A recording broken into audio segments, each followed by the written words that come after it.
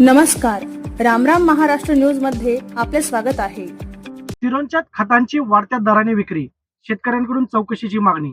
पाहुयात आमचे प्रतिनिधी संपत अंबाला यांचा सविस्तर रिपोर्ट।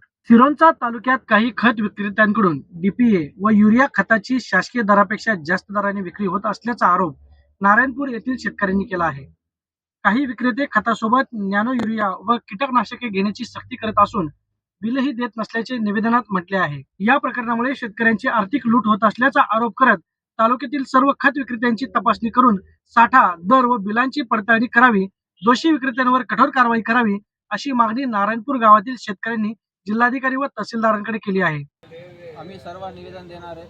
नारायणपूर परिसरातील शेतकरी बांधव आहे। आम्ही माननीय जिल्हाधिकारी यांना माननीय तहसीलदारामार्फत यासाठी निवेदन दिलं की सिरोंचा तालुक्यातील जे काही खत विक्रेते आहेत, सिरोंचा तालुक्यातील सर्व त्यांच्यावर नियंत्रण आहे। त्यांनी शेतकऱ्यांचा दिशाभूल करून जास्त शासनाच्या दरापेक्षा 200 ते 600 पर्यंत भाव जास्त येत आहे। DAPला शासनाचा दर 1350 असून सर्व विक्रेत्यांनी शेतकऱ्यांना 2000 रुपये प्रतिगोणे याप्रमाणे खरेदी विक्री करून शेतकऱ्यांचा फसवणूक करीत आहे। यामुळे शेतकऱ्यांचा अधिक आर्थिक नुकसान होत आहे।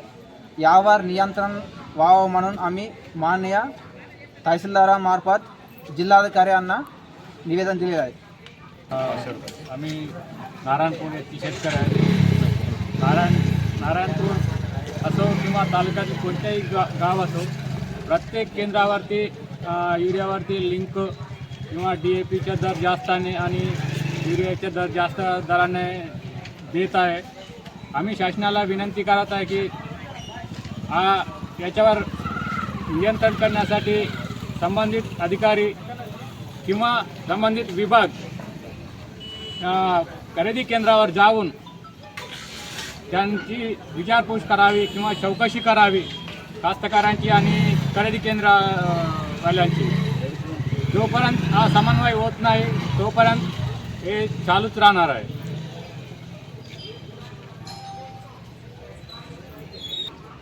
जेवढे काही शेतकरी आहे आम्ही निवेदन दिला म्हणून आमच्या विरुद्ध सुद्धा ते एकजूट होऊन हे करण्याची शक्यता नाकारता येत नाही। म्हणून शासनाने याविषयी गांभीर्यपूर्वक घेऊन या विषयावर शेतकऱ्यांची प्रश्न सोडवतील अशी मी मागणी करीत आहे। अशाच नवनवीन बातम्या पाहण्यासाठी आमच्या चॅनलला सबस्क्राईब करा, फेसबुक आणि इंस्टाग्राम पेजला फॉलो करा।